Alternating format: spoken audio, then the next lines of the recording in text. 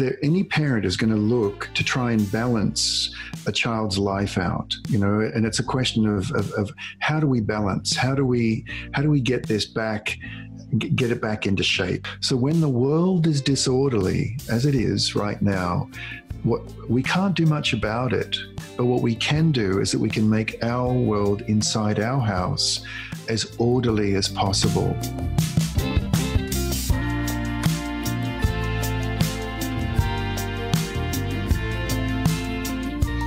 Hey everybody, it's Jewel here with my dear friend, Mr. John Payne.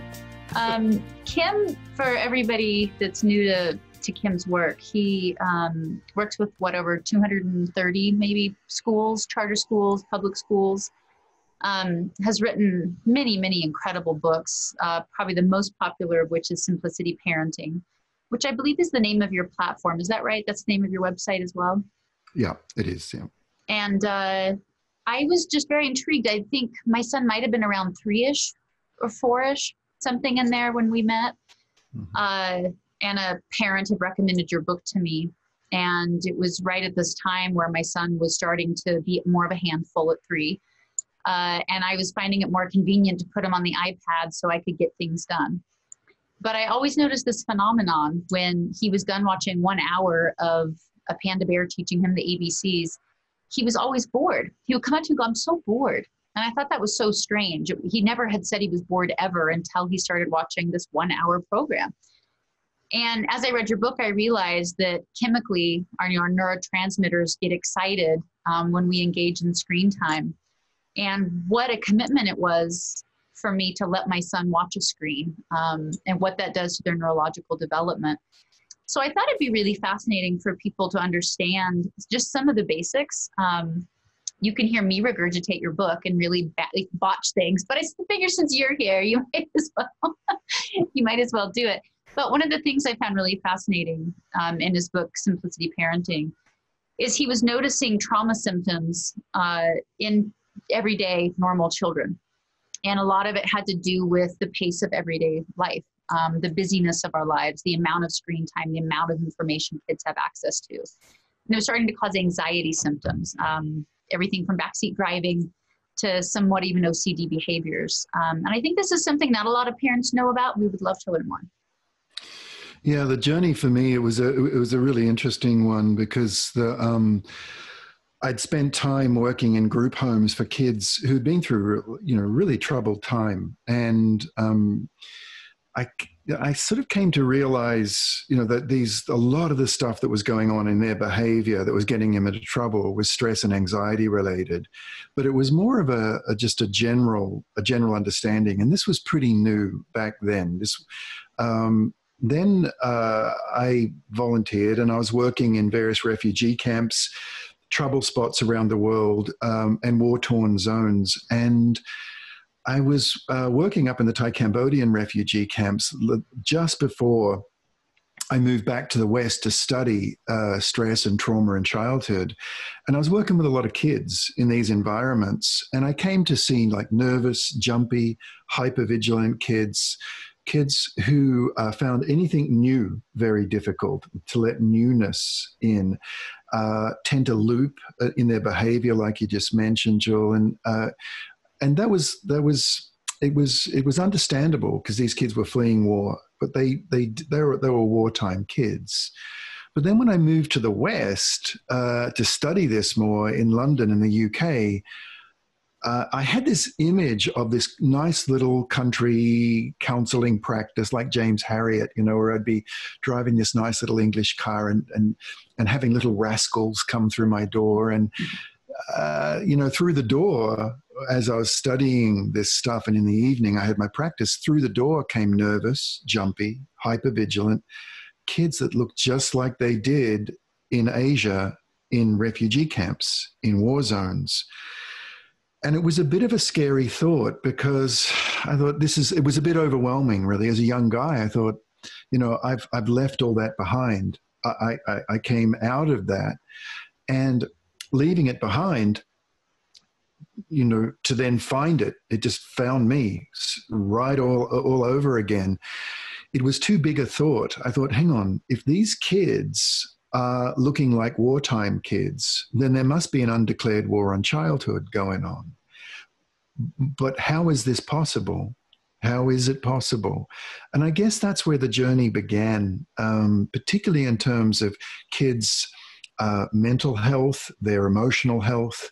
That's where the journey began. And I came to recognize that it wasn't exactly one or two big life-threatening events. What it was the new normal of unrelenting, under the radar, fast-paced, too much, too soon, too sexy, too young, too much. And it was cumulative and it was building up. And that was my hunch. And so I then set out on a journey to actually try the hunch out. And what we did was, my hunch was, well, if this is cumulative stress, what about if we unstress? If that's happening, what would happen if we called it? If we said, hang on, this is not normal. This new normal, it's not normal. Our kids' neurological systems are just not handling it. It's too much. They're in overwhelm. They're in amygdala hijack. What about we unstress? And some pretty remarkable things started happening from that point on. Yeah, it was fascinating I grew up on a homestead. So my parents, my dad was raised sort of in this Rudolf Steiner philosophy, which is what a lot of the Waldorf systems were based on. And it's interesting to see that a lot of parents, we all want to be good parents, right? We're parenting the best we can, obviously, and we're trying to keep up with the times. We think we need to start educating them in utero, literally, like we start playing the music and stimulating them and trying to help their brains develop literally in utero. And then, I did sign language before Case could talk, before he was verbal. And then you start to feel this real pressure of you're already aware of college, you're already aware of all these incredible pressures, and you want to do your part. And I think it's also a way of medicating our anxiety as parents, because it's very anxious becoming a parent. And a great way to medicate that is just by really focusing on helping your child develop as much as they can.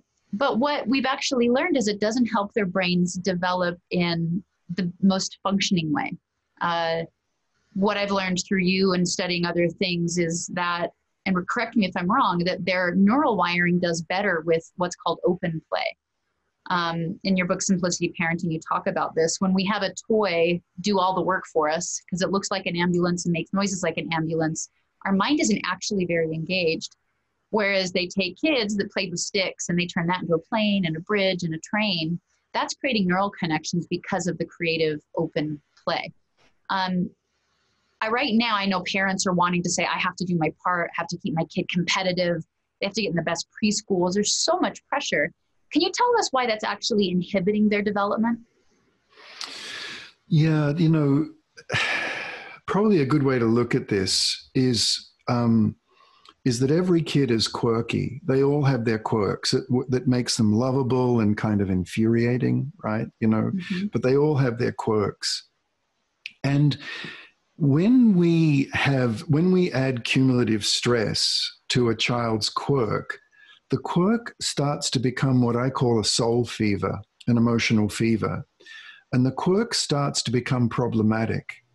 And if the stress continues, and by stress I mean modern pace of life, if much of it is just going too fast for kids, they can't process it all. Very few of us had to cope with anything like what our kids have to cope with today in general, both in these times but also beyond. And what happens is that quirk starts to become inflamed and it can become a disorder. So the very same thing that is a quirk can actually become problematic and a disorder. For example, let's say you got a really busy kid. It's just always doing stuff. You love it. She's always, they are always busy. But when life is pounding on them and they start to go into a survival mode, that amygdala hijack that I mentioned, what happens is that busy child becomes a little overactive, never resting, always moving, always bugging you, always wanting stimulation. But if the pace of life is still continues on, then that is a child that moves along and potentially can even become hyperactive, the so-called ADHD.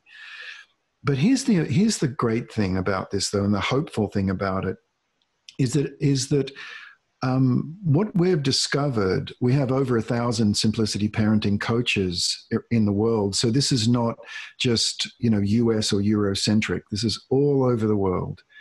When we call it, when we say this is going too fast, she, he, they are not able to synthesize, integrate all this stuff, and we start dialing it back sensibly and realistically, we just start dialing it back. Many parents have said to me, I feel like I've got my little boy back. I feel like I've got my little girl back. It's amazing. But the truly moving thing is that if we keep simplifying, and it's almost embarrassing, it's just giving children a childhood. It's almost embarrassing to say it, right? But just giving kids space for a childhood, the behavior is not just quirky anymore. It starts to become actually funny. They get their humor back. They get their ability to bounce back. But the very same thing that is their disorder can also become their gift, even their genius.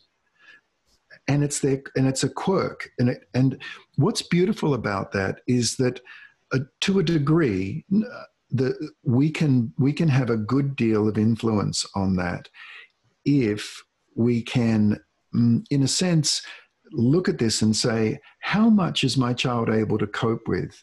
You see, the way I think about it is that let's say my dear friend Todd Sana gave me this image.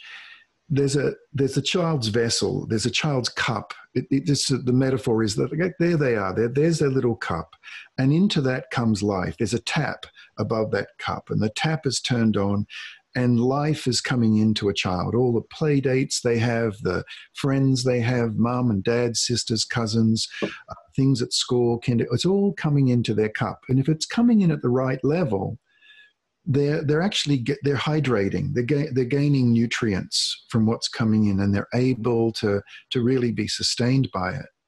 But if there's too much coming into the cup, it starts becoming spillage. It starts spilling over the edge. And that spillage is what we call anxiety. That spillage is what I would call a soul fever. And all kinds of inflamed behavior starts setting up.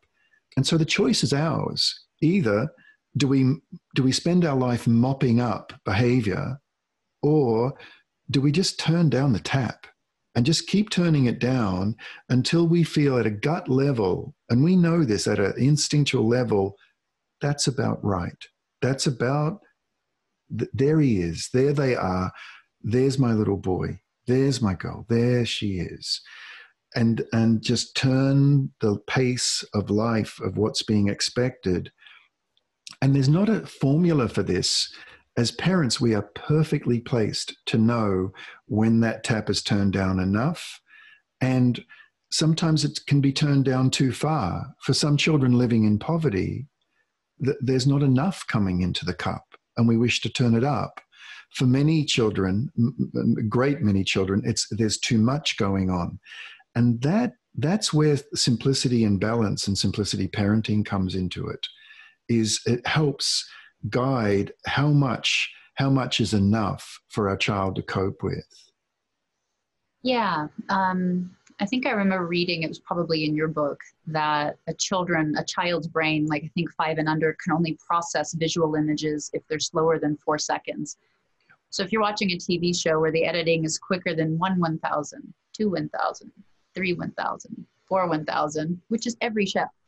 If the editing's quicker than that, it's actually going to skip their processing center and light up their amygdala. Their cortisol levels will rise. They'll become very enraptured, very focused, very excited. But excitement is very different than the calm and dilated state we actually need to learn and absorb information. And so they become biochemically addicted to this excitement, which is in a way getting addicted to your own biochemistry. It's getting addicted to your own excitatory neurotransmitters. and your own excitatory hormones, so that normal play starts to feel boring because you want that hit, just like a little addict. And it alarmed me when I learned this, because every single show has quick editing, even the most educational ones. Made me realize how genius, Mr. Rogers really was. But it also made me realize that I don't want my son to think a calm, dilated state is antithetical, is uninteresting, because he wants to be excited so much. As adults, we're just as guilty of being addicted to distraction and excitement. We're one of the most distracted societies right now at this time. As adults, our anxiety is at all-time highs. There's such a thing as distraction addiction, where you're so used to, I think every adult watching can relate, you're so used to checking your phone for emails, your brain prompts you, just like nicotine, check your email. It's a neurological response and a neurological addiction that requires an actual detox. Actually, you taking time, putting your phone down and saying, I'm going to help rewire that habit so I'm not so impulsively distracting myself. It's overwhelming for us as adults. It's really hard for us to imagine for our kids how overwhelming it is. And like you said, the thing that I really loved about it is that doing less is actually the answer, probably for all of us. So right now in quarantine, we're kind of forced to do less. But if you don't have a lot of other creative skill sets, and we're trying to do so much, I mean, parents, we're trying to homeschool one and to more children. We're trying to keep the house running. It's a lot that parents are going through. What can we give parents as tools? Because it is so easy to want to turn the iPad on. It's so easy. I so understand it, even though it's creating this sort of neural addiction and this idea. Something I really want parents to kind of grasp is this idea of extrinsic entertainment versus intrinsic entertainment. When my son comes to me and says, I'm bored, I always look at him and go, that's neat. That means you're on the edge of a breakthrough. Boredom is good. You're this far away from discovering some cool new game or inventing something. But it's so painful for us parents to help them through that bored, whiny phase, get through it. I feel like it's harder on me than him. And to really help enforce with parents, what are other things we can do? What's the importance of play? And this is kind of leads into what you were also asking, Joel. I think those two things kind of blend, is that when you look at what's going on at the moment, any parent is going to look to try and balance a child's life out, and it's a question of how do we balance? How do we get this back, get it back into shape? How do we pull our lives back into shape at the moment? Because it's just been, really knocked all out of whack. There's four key ways that we're discovering that have been extremely effective. The first way to signal a young child, particularly young kids, is to declutter the environment, to take the time. A lot of us are doing it anyway, because what else are we going to do? But is to really add spaciousness to a child's life and declutter toys and books and clothes, cupboards, pantries, kitchen shelves. Just declutter and make it clean and spacious. And the reason for that is not a random thing at all. Life has gotten a little bit overwhelming for a lot of kids. They're aware that big things have changed. And we can talk to them a lot about how they're okay and they're safe with us and so on. But for younger children, certainly younger than sort of 8 or 9 years old, that's okay. It's good to say it. But what they're really going to pick up on is when things are orderly and spacious in their environment. They're much more creatures of their senses and creatures of their environment. So when the world is disorderly, as it is right now, we can't do much about it. But what we can do is that we can make our world inside our house as orderly as possible, as spacious and orderly, because the world is kind of pressing in. I don't know if you've experienced this, Jewel. A lot of people have said it's almost like I'm feeling a weight, a pressing in at the moment. Have you heard people talking about that? Mm-hmm. Yes. Yeah.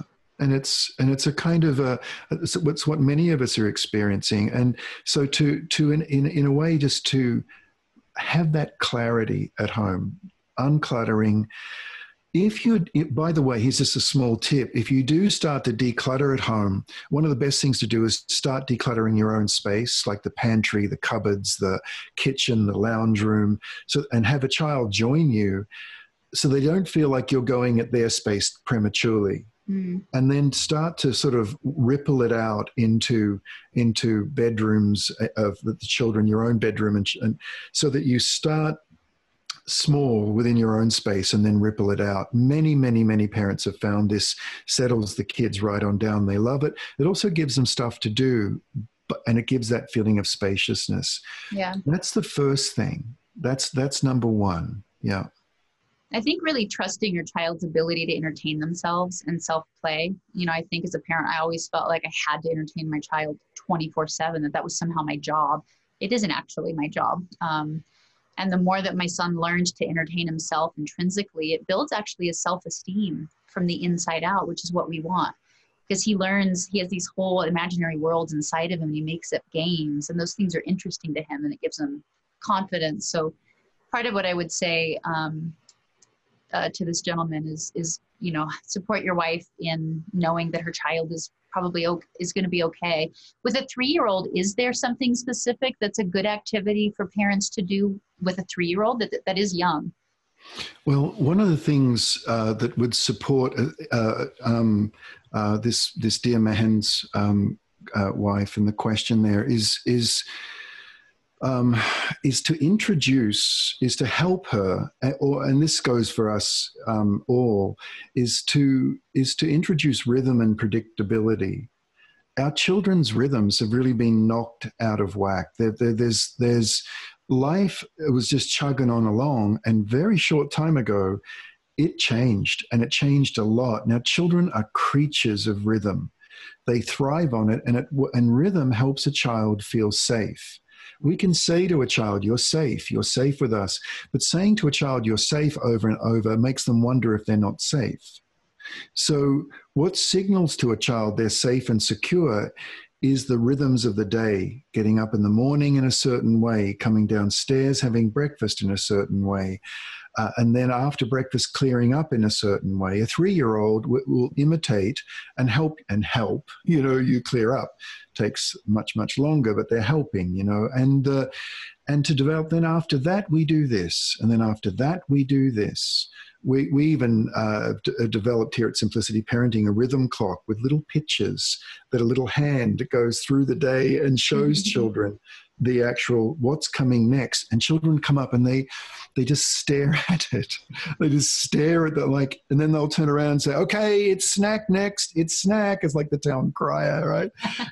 But if you can help, to this gentleman, if you can help your wife, or we can just do it for ourselves, establish predictable rhythms.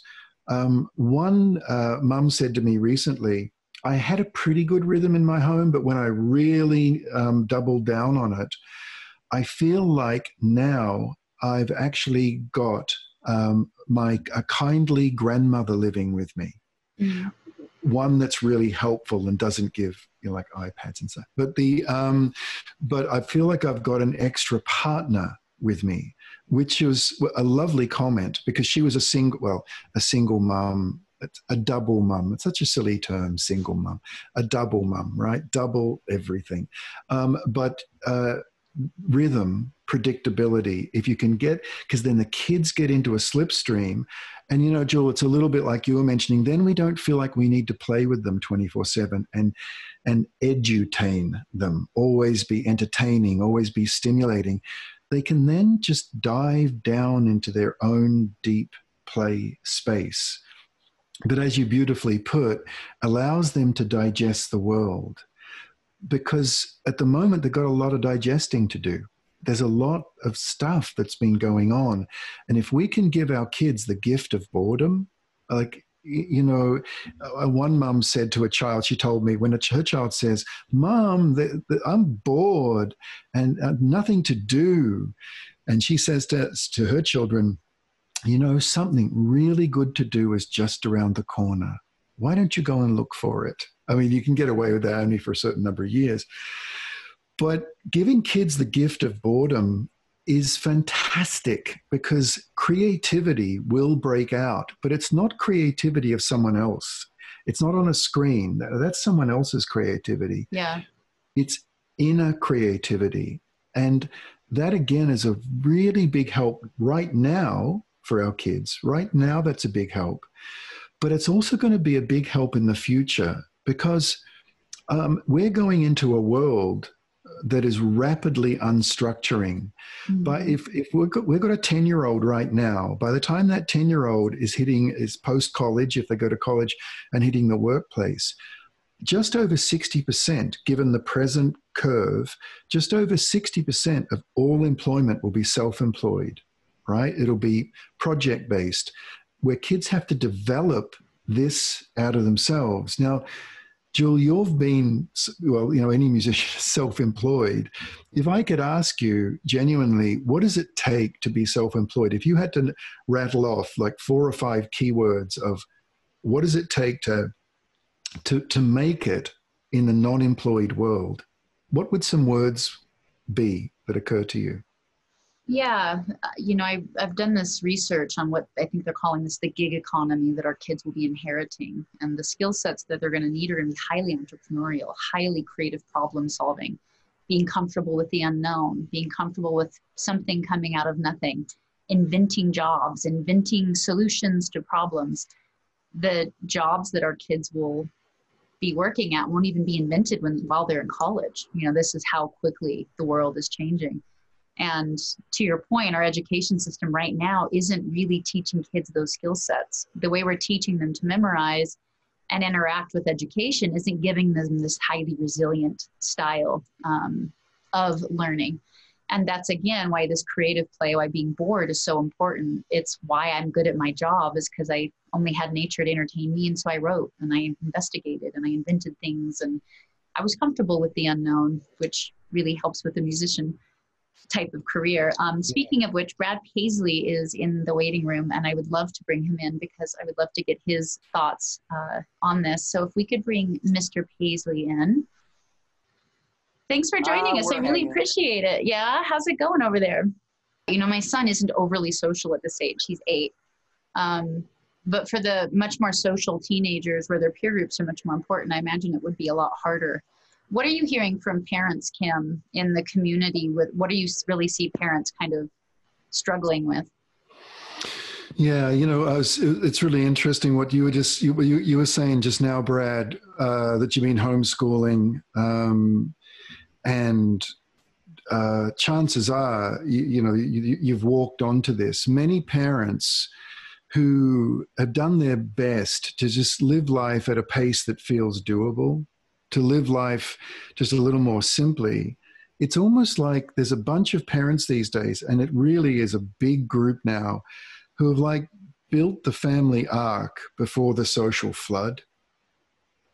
And that's the way it seems to me a lot, is that we're building that if we hadn't built that ark before, then we're sure going to have it in good shape by the time this is done. Right. It's for kids who are living a very high velocity life. They kind of fell off a cliff, so to speak, because there was just nothing much. Kids who weren't strongly connected at home, this has been really intense because they're not used to sitting down for 3 meals a day or even 1 meal a day with their parents. And for kids that were used to just really having a lot of schedules, play dates, sports clubs, just a lot. This has been more of a challenge for some parents, and it's taken a little longer. But now with the amount of time we're into this, a bunch of parents have adjusted. They're realizing that living a simple, balanced life is no longer all that much of a choice. It just is. It's been handed to us. And the thing that I've heard a lot of parents talking about is as we get through this and after we're through it, they're going to try and make some judgments. They're going to try and make some judgments about what is allowed back in, and to filter a little bit. and make some and make some decisions about what they're going to enter back into and what they're not going to do. It's a little bit like one parent said to me a couple of days ago. I said to her, you know, how you doing? And she said, it's like the power got cut, and it's like everything just stopped. But when the power gets cut and you light candles all around the place, it feels so great. And she said, it's starting to feel great. But the metaphor she was using of the power, she said, but when the power comes back on, it's just too much noise, too much light. And so what we're going to do, using that metaphor of the power coming back on, is make sure that when life gets back to normal, we're going to make sure that we're not going to just jump back into the fast lane again. And that's maybe a silver lining in this, is it showed us another way to live. Many parents are commenting on that. And I think probably, Brad, for you at home, you've always had that kind of perhaps just more simple, balanced pace of life, right? If you're homeschooling, that's what's been going on for you anyway, right? I think so. I mean, these guys, we try our best to we don't. It's sort of a choice in how you handle, an entertainment career with children, and to each his own. With us, we don't like from day one. We don't even show pictures of them. It's mostly that they're ugly, but teasing. No, but it's they don't have any social media accounts. They don't have, we have tried to sort of raise them on this farm a bit where, look, there's going to be areas that are beyond normal for them, being children of celebrities. But we tried our best to keep them. And the main thing is I've tried to shelter them from the sort of overexposure that comes from feeling like they don't have control of their lives. And in our case, like in this time period now, it's such a strange thing because it's all online, and it's a strange time where the only way to see their friends, other than their grandparents who are the other people in our sort of pod right now, is online, is like doing this very thing right here. And I feel like, I feel like there's a moment that's happening in our society that's really kind of healthy, in that we used to take that cell phone and we used to sit in the corner, and the room was full of people and we were on there and ignoring the room, and it was separating us from people.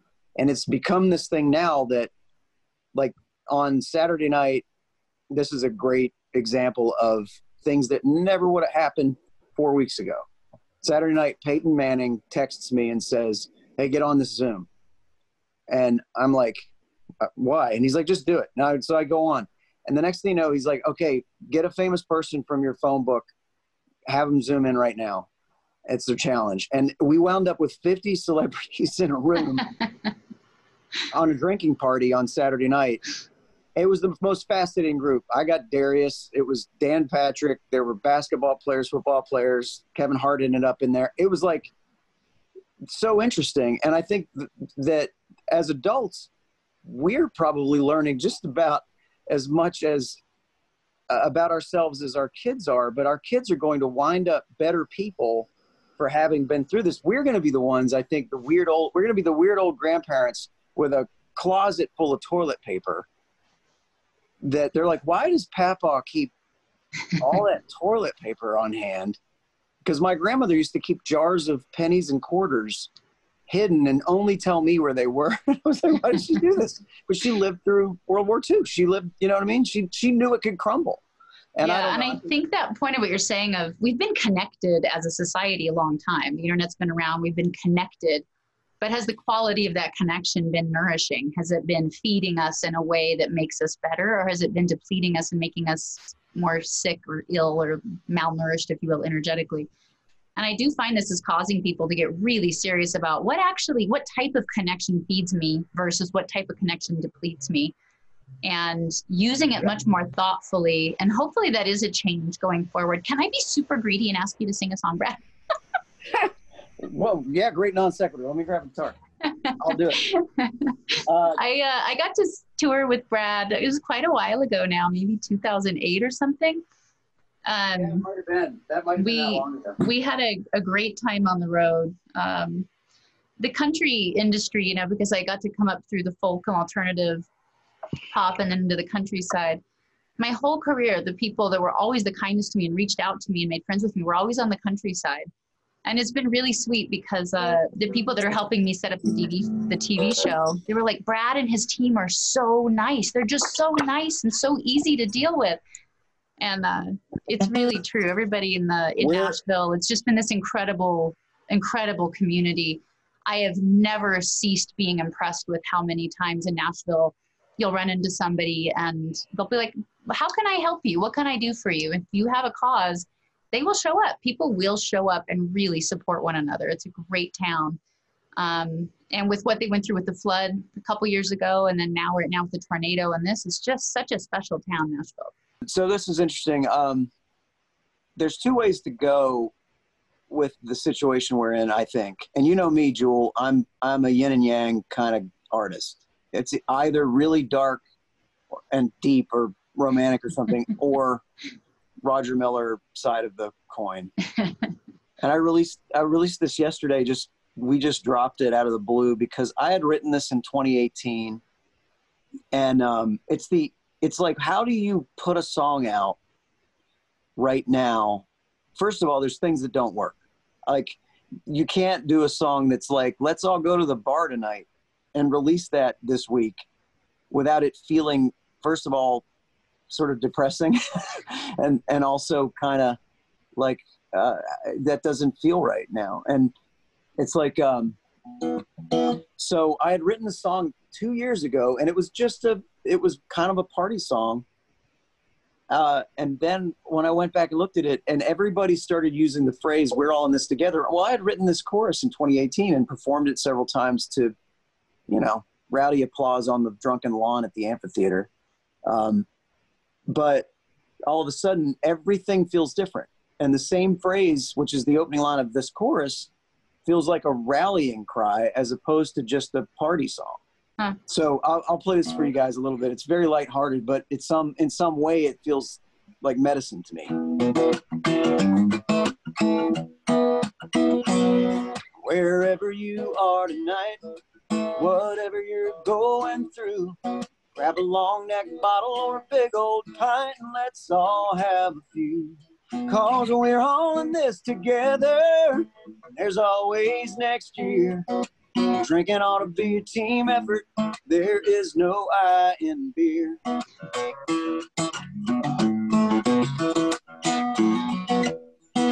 You got a buddy who's heartbroken. Tell you what, see if you can get him on the phone. It's new, I don't know it. Say life ain't fair, we all been there, and no one should drink alone. But we're all in this together. That's why God put us here. Drinking ought to be a team effort. There is no I in beer, and there ain't no you right in beer. That's right.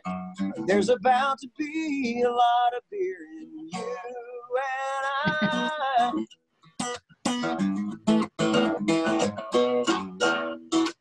This was gonna be our season. We were the team to beat. Now what's the daggum word? We were the team to beat. Oh, but not anymore. We're looking at the score in shock and disbelief. But we're all in this together, and there's always next year. Drinking ought to be a team effort. There is no I in beer. To the farmers and the first responders, to the truck drivers shifting gears, every nurse that needs a break, let me buy you a drink. There ain't no I in beer. Yay. Well, please tell your kids hi. Tell your mom and dad hi. Tell Kim hi. Well, likewise. And listen, good luck with everything. And we'll talk soon. And I hope you stay sane. And I can't wait to hear what you create out of this. We've been getting a lot of amazing questions in. And I really, one of the first and foremost is I let my assistant know that you were with us today. And she's a huge fan of yours. She got to know your work through me. And she's always going, if you ever talk to Kim, can you ask him, would you ask him this question for me? So I'm texting her right now to say that she should call in.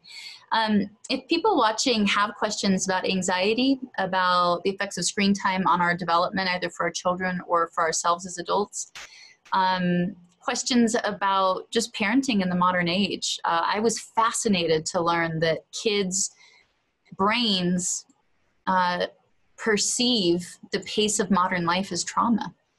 And one of the things we're really being forced to look at during this COVID quarantine is the pace of modern life. And if we can start making decisions during this time to help us bring us closer, more connected, as well as how to re-enter society when these quarantines are lifted, I think are really helpful and very, very useful. One thing we were talking a lot about, Kim, was rhythm. That was a really hard one for me. I'm a musician, and it was something I actually wanted to ask Brad about. Rhythm is something I've struggled with. I never had rhythm. You know, between the ages of 8 and 18, I had 22 different homes. I never had a closet. I lived out of a backpack my entire life. And then I became a musician. So, I mean, I was built to do what I'm doing, but rhythm was not my strength. When you talk about rhythm, I know it varies a little bit for different ages. And so I definitely want to get into some questions of parents that are coming through. But what does rhythm consist of? You mentioned it's waking up with similar things, similar sounds, maybe going to bed with the same music.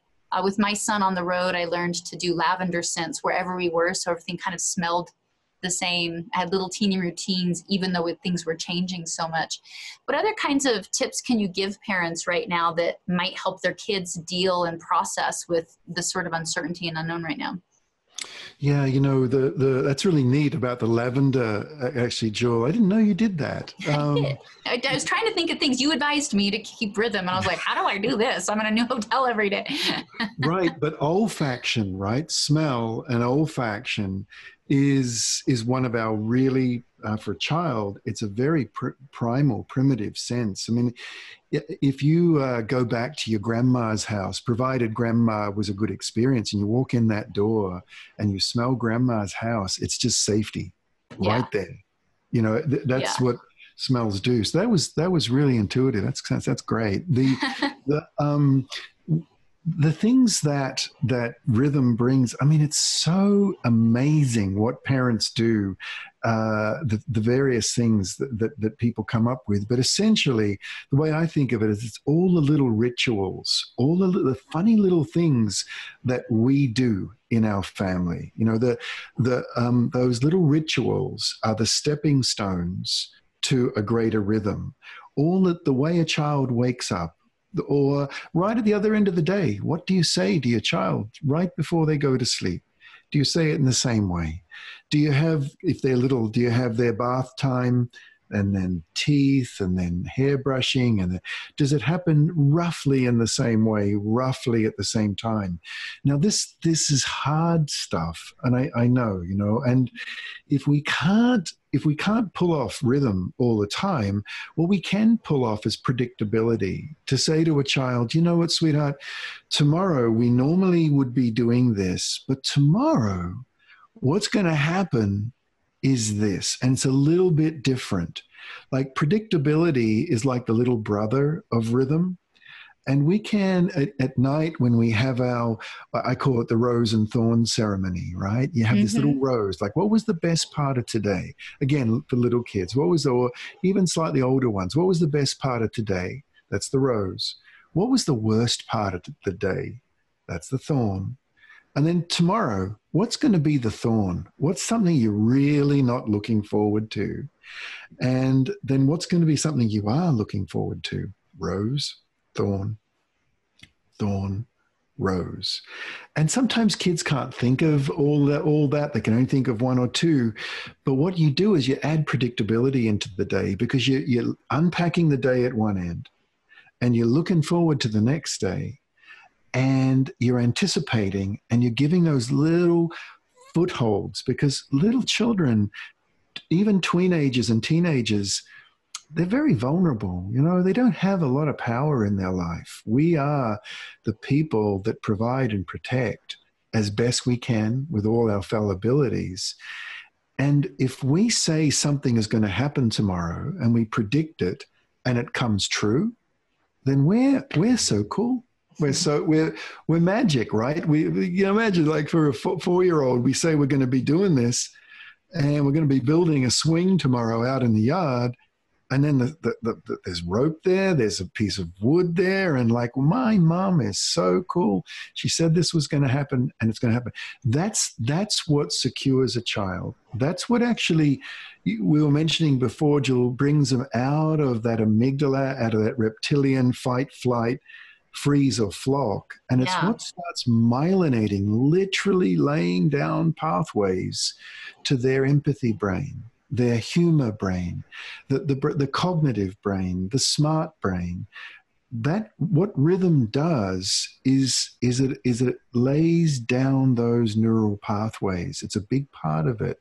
So when we have predictability and rhythm, we're making our kid cognitively, socially, and emotionally flexible and smart. And we can do it more or less. And one of the great things I love about rhythm, and this is particularly for like someone like yourself, a musician on the road, someone like myself also who travels a lot, is that when you have good rhythms in a home, you know, relatively good as you can make it, then it buys you times when things go wacko, because you've got something to come back to, and you can get a child back into the slipstream of rhythm so that and it's portable and you can take it with you.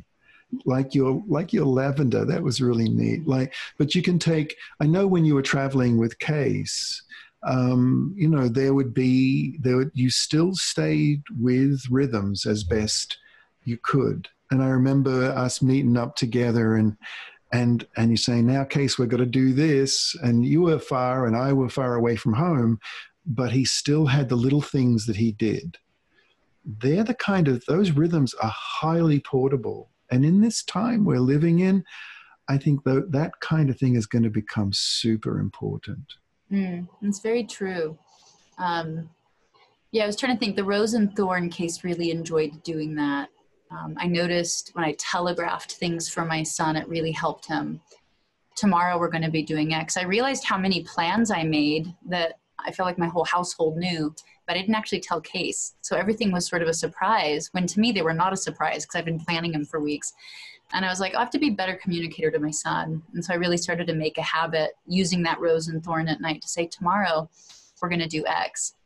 I found that my son really thrives when I'm very clear about expectations. I remember when he was young, for some reason, we were going into restaurants a lot. We ate out all the time, you know, so I was one of those rare parents where we ate out more than in because we were on the road so much.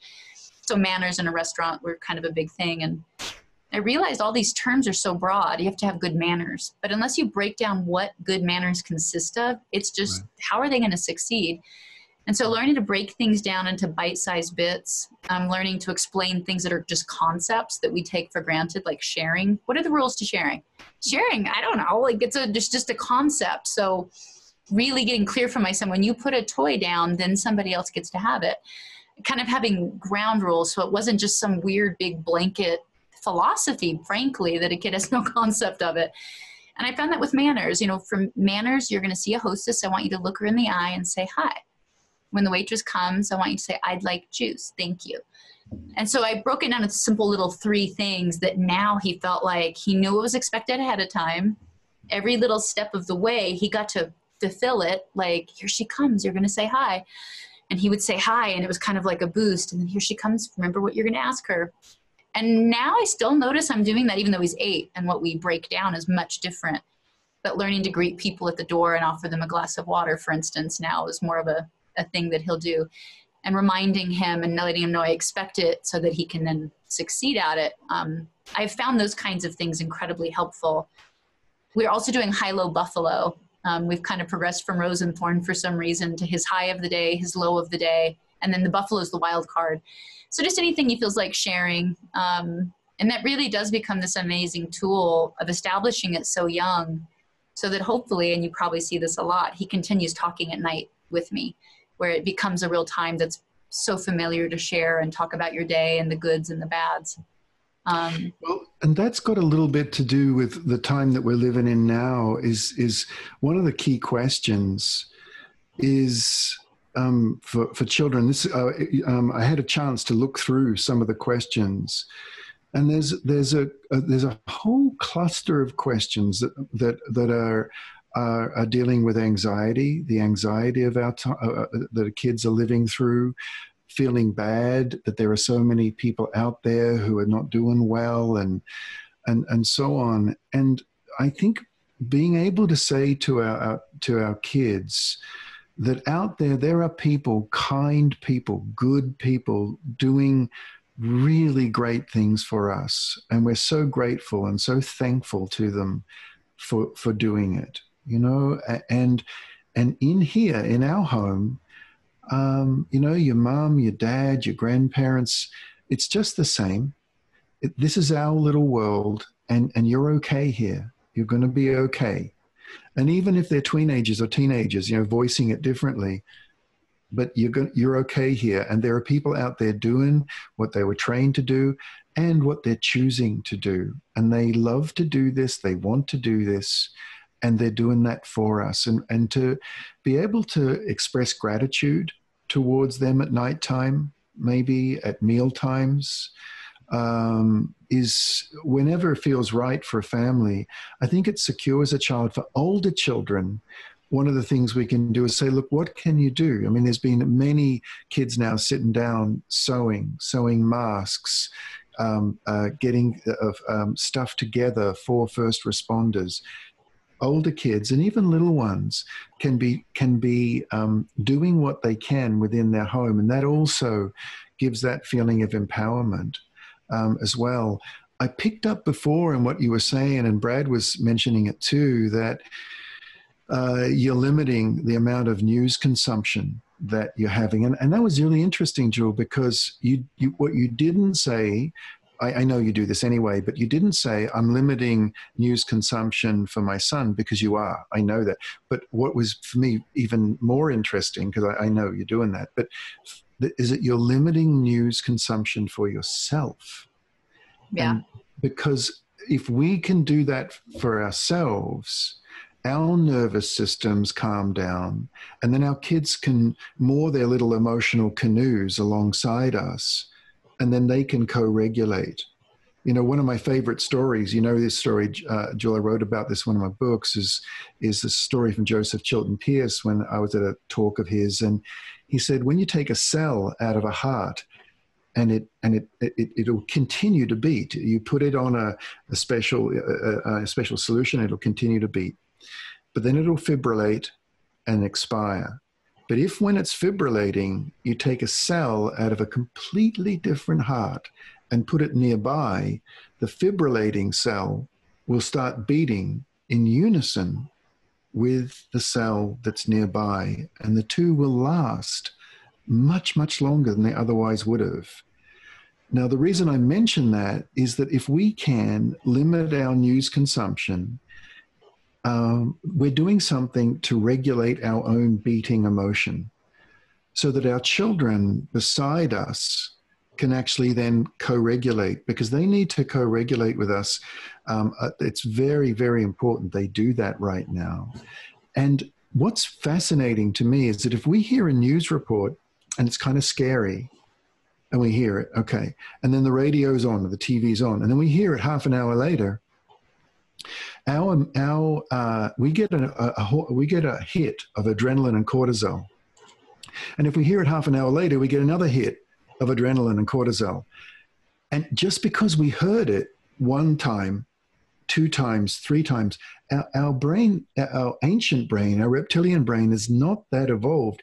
It gives a squirt of these emotions every single time, and before you know it, we start to become almost like depleted. There's a feeling of depletion with us personally, but it also means our kids we're not a safe place anymore. We need to be that as much as possible, that beating heart. Many parents, I don't know if you're doing this, Joyce, well, I suspect you are very much, but it's important that we keep doing what we do, a walk in nature if we can, journaling if we can, stretching, yoga if we can, whatever it is that will regulate us, it's not selfish to do it. Yeah. We need to be able to do that. Get out in the garden, plant something. Even if it's just for us, that's very important. Are you finding yourself these days turning to things that you love to do so that your son can regulate with you? Yeah, self-care was one of the hardest things for me to get. I mean, I understood it intellectually and that you should and that it was important, but I had a very hard time putting it into practice. I have found no other thing that has been as impactful on my son's well-being as my well-being. And you hear all the stories about, it's like being on an airplane. You have to put your mask on first before you help your child. Once I started, meditating in the mornings and including really doing a practice where that works for me, that refreshes me, that helps me feel better, any tension there ever was with my son and I would really magically melt away. It was wild. You look at particle non-locality and physics and you start to get a glimpse into the mystery of how these things work, this 2 heart cells that you were mentioning. I don't understand it completely, but I can tell you, like, without a shadow of a doubt, when I'm calm and centered, my son can access me in a very different way and he regulates in a very different way. I'm definitely a parent, if something's wrong, I want to get to the bottom of it. I want to understand it. That wasn't helping. When I sat still and got myself in a really good place, he smoothed out immediately. And I also really, I feel fortunate. I'm a pioneer from a pioneer state, from a family of pioneers. And I've been through enough things that I've started to develop a muscle, and I'm 45, at this point in my life, I have a muscle that says, I look forward to disrupted times. I didn't always feel that way because they scared me. I'm old enough now to know I lived through them, and I've proven to myself that I get better through them. And I have a little bit of a track record, so I can relax in that. For people that may not have that track record, it's good to look at, the evolution of humanity. We have to evolve as a species to stay in relationship to nature, to each other. Relationships ask us to evolve. We're being asked to evolve in real time, and that's a painful thing, but it's also really exciting. And so as much as I really am impressing upon my son that there's a lot to be anxious about. This is a different time. The unknown is uncertain. But that's also something to get excited about. It's a time to roll up your sleeves because we are built for this. And I love instilling that excitement in my son of we're made for this. We're humans. This is what we do. We go through difficult times and we evolve and we figure it out and we get better. We have all these skills, generational, genetic, going back for millennia of we know what to do. And if we can just trust our nature and dare let part of ourselves get excited, it puts a lot of energy into a creative space because worrying is just a misuse of creativity. It's a misuse, it's a mischanneling of our creativity. So if I can, and I'm very prone to worrying. And so if I can take that worry and imagine it when I meditate into this pool of energy, and now I'm going to dedicate it to asking myself interesting questions. What do I want to get out of this time? What is a new form of activism? What have I always wanted to let go of that I never had the courage to do? What would I want to replace that? Those types of questions engage our creativity in an interesting way instead of a one that sets us back. One of the things I was struck with, Jill, in your book Never Broken, that I quoted in one of the books I wrote, Soul of Discipline. I quoted it in another book more recently. Anyway, it doesn't matter. But it's was this hardwood grows slow. This principle of hardwood grows slow. And I wonder if you can describe what struck you about hardwood grows slow. And the reason I ask you to describe that, because it's a beautiful passage. It's a beautiful, depthful idea or reality, actually, is that if we can say to our kids, we are built for this, we are strong, we are built for this. If we grow them slow and strong, that's even more true. So growing kids slow and strong really speaks to me about hardwood grows slow. Would you tell that story? Yeah. I grew up in nature, and so I saw nature everywhere, and it became my teacher. And I noticed some trees grew quickly and fell over. Other trees grew very slowly, but they lasted forever. And I, pretty young, identified I want to be that tree that lasts forever. And for some reason, the metaphor always really struck me and stayed with me my whole life. And I was a bit scared, obviously, when I moved out at 15. And my motto of hardwood grows slowly, I was trying to figure out how you break that down. What does that mean? You know, how do you grow slowly?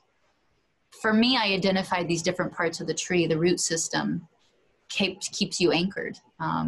It's everything, all the work below the ground that you never see, that is everything. It allows the fruit to grow. But the fruit is just a phenomenon of a good root system.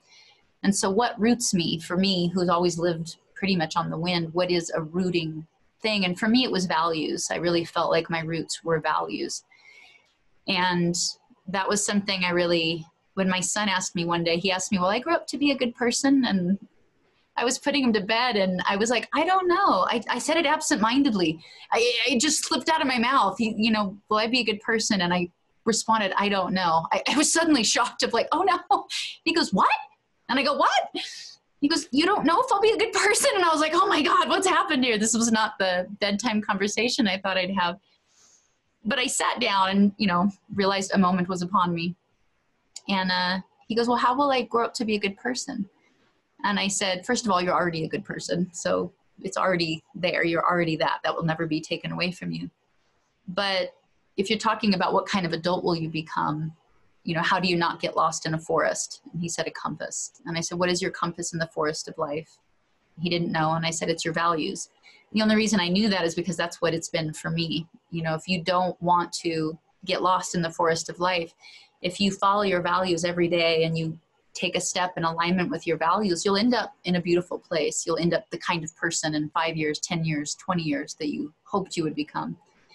And your values are a living principle. You know, they're not a dogma. They're a living philosophy that you try and embody every day. And the only value I would recommend to anybody, and that I recommended to my son that night, was making an amends. Because we're not perfect. We don't live our values all the time. That's not evolution. And so when we make a mistake or when we don't live a value or if we betray a value, we can make an amends, make it right, and move on the next day. So that night, my son wrote down his 3 values. They were to be kind, to care for the earth, and to be silly. I thought were 3 great values for, I think he was 5 at the time. Now he is probably 6 or 7. And when I drop him off at school or off at things, I go, which value do you want to try and look for today? Like an Easter egg hunt. You'll just see it magically. If, you know, you want to live being kind today, you'll find this magic opportunity that'll present itself and you'll recognize it and you'll go, there it was. So for me, that hardwood grows slowly was so profound in my life. It's why I didn't take $1 million signing bonus as a homeless kid that got signed and discovered, because I felt like it was too much too soon and you crack under that type of pressure. Taking pressure off yourself, growing really slowly from the inside out is so important. And it has saved me as an artist, as a mom, as a human. It's not the sexiest life slogan, but I feel like it's been a really good one for me, for sure. But Jill, the hardwood grows slow it's almost counterculture. You know, it's almost un-American. It's just giving kids the space to grow slowly, just giving them the time, the space, and not trying to grow them up too soon, not trying to make a softwood out of them, because the softwood won't stand not so well when that storm blows. And I was thinking about what you were saying with hardwood grows slow. A couple of weeks ago, my phone's been ringing a lot, you know, with parents, and I've been doing my best to support all these beautiful parents really thinking about what they can do. And I was thinking about, you know, hardwood does grow slow, but because the bough is so strong, the trunk is so strong, I beg your pardon, the boughs can reach out wide and provide a lot of shade. That's a big old shady tree right there, because it's grown up slowly. And it's almost like we're saying to our kids, come on into our shade. Right now, particularly, come on in. It's cool and safe and warm, and there's leaves and it's soft. And it's almost like as a mom or as a dad, we're just reaching out with our boughs at the moment saying, you know, I hope I'm a hardwood and I hope I'm standing strong on my values, and come on in. It's a safe place in here. And then there's this thought that you're talking about with Case is follow your values, right? Follow your values. And I often think of that as true north as opposed to magnetic north. Like magnetic north, it'll get you someplace, but it'll get you where everyone's going, where everyone else is going. Regardless of whether it's healthy or not, that's where you'll go if you follow magnetic north. And it's really easy as a parent to follow magnetic north, to say, well, everyone's doing it. You know, you look at your neighborhood and everyone's doing play dates and sports clubs afterwards, and a travel team, and then soccer clubs, then ballet clubs. And it's like parenting has become like a competitive sport. Yeah, it's true. Getting your kids into so much stuff. It's like a parental arms race, you know, and we look around your neighborhood and you think, well, everyone's doing it. It's got to be okay. That is magnetic north. And what so many of us are trying to do as parents now is that we've kind of, I think we've kind of reached peak stress. We're there. One of the things that these times we're living in right now is showing me with good friends, dear friends, family, ourselves here. We've reached a sort of a crescendo in a certain sense, and it's saying, what is magnetic north, but truly, what is true north? And it's giving us the time to say, to almost like, it's almost like, Dad said this to me, who was an aeronautical engineer. He gave me this metaphor just this week. He said, I'm working from home now. He worked for NASA. And he was saying, I feel like I'm re-entering my family's atmosphere. And a lot of stuff that I used to think was important is burning away as I re-enter this atmosphere. And that image, he just thought of it just like that. I said, have you been thinking about that for a while? And he said, no, that's my job. That's what I do. But I think for a lot of us, this question of true north, I wonder if we're going to come out of this, if we give ourselves the space and grace of the times we're living in. I wonder if we're going to, if we can challenge ourselves and say, when we come out of this, I'm going to try and come out of this with my values clarified. I think it's a beautiful thing. Like if I could give people homework, it would be write down what I want to get out of this experience. What are the values? Because we should always question our values. We should always update them. We should always see if they still fit. We should see if anything's missing. Thanks for doing that. Thanks for taking the time. It's that's just your friendship's been just such a lifesaver to me multiple times, and I'm honored that you would spend this time with us. Thank you. Likewise. So goodbye, everyone. Thank you for hanging on in there. It's been a lovely, long, beautiful night. And Jewel, thank you so much for inviting me into this workshop tonight. Likewise. Well, thank you. All right, everybody, have a wonderful night. Bye-bye. All right, bye.